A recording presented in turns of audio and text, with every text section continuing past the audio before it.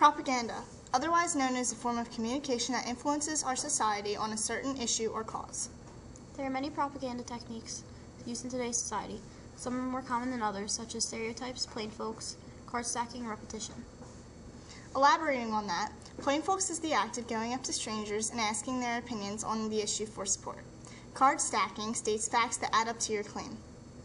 Many people have general slogans or jingles to make their issue memorable that are heard multiple times, which is what repetition is, and stereotyping is when you categorize people into certain groups. Society has constantly used these propaganda techniques, even looking back at the past, with political cartoons in support of the war. These techniques play a small but significant role in our society. You are most likely to find them in the texts you read in high school and college. One example of these texts include The Laramie Project, a play written by Moises Kaufman. The play illustrates strong themes of hatred, love, kindness, violence, and justice towards the gay community in Laramie, Wyoming. It tells the story of a young man named Matthew Shepard who was brutally beaten and murdered because of his open sexuality. Some reviews have stated that the play is a propaganda technique in itself, that it is trying to influence children that being gay is okay and to be gay. Other reviews have stated that it was a propaganda because it was trying to push an alternate lifestyle on heterosexuals.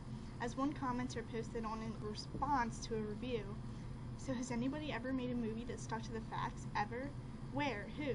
So it ain't karma?" Like Leno paraphrased said, "They hated homosexuals, now they are going to spend the rest of their lives in prison being somebody's bitch."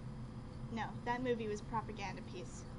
Obviously, propaganda and the cause it's pushing affects many of today's citizens. It gets better. Propaganda can even be found in your favorite childhood movies. According to a lot of different opinions, Walt Disney was considered a very provocative man. Others have stated that the Disney special effects crew slipped the messages in for their own entertainment. Many of these movies have subliminal messages you may never have noticed before. Movies like Fantasia, the Mickey Mouse series, The Lion King, The Little Mermaid, The Rescuers, Aladdin, Alice in Wonderland, Dumbo, Cinderella, and Pinocchio all have innuendo, subliminal messages, and other propaganda. Let's start with the small stuff. The logo of Walt Disney. If you look close enough, it depicts an omen of the devil. A 666 is hidden in the W-I-M-Y. In case you didn't notice before, the Diablo or devil hand sign is found in many Disney productions such as Beauty and the Beast, Little Mermaid, and Pocahontas. And do you remember what the name of the cat in Cinderella is? Lucifer. A less obvious coincidence is the similarities in physical appearance between Mickey Mouse and the actors in the 1840s minstrelsy. The minstrel show was a theater show for whites that poked fun at blacks. Take a look at them and see for yourself. Other racist innuendos are found in Fantasia.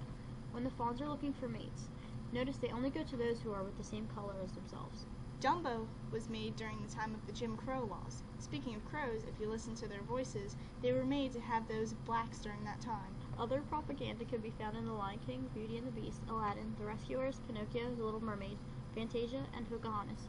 The word sex is spelled out in the dust in The Lion King and in the bushes in Pocahontas. In Aladdin, when he says, "Good kitty, take off and go," if you listen close enough, you can hear good teenagers take off their clothes. One good teenagers take off.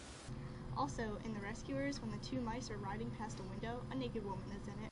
In The Little Mermaid, on the original cover, there is a detailed drawing of a penis as one of the towers.